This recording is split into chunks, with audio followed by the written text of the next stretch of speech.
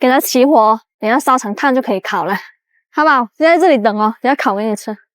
篝火皮皮虾现在可以烤了，给它围成一圈哦。这个火好热的，感觉在海边烤皮皮虾也是一件很开心的事情哦。最后一条了，都闻到香味了，虾冰虾香，好吧，刷，闻一下，闻一下就好了。那狗我都想吃了，剥的不是很完整哦，因为烤的有点干了，但是很肥的，但这里还有膏。感觉烤的皮皮虾会更香一点点哦。虽然它也是原汁原味的，但它烤的会比清蒸的还要香。再来一条哦，今天算是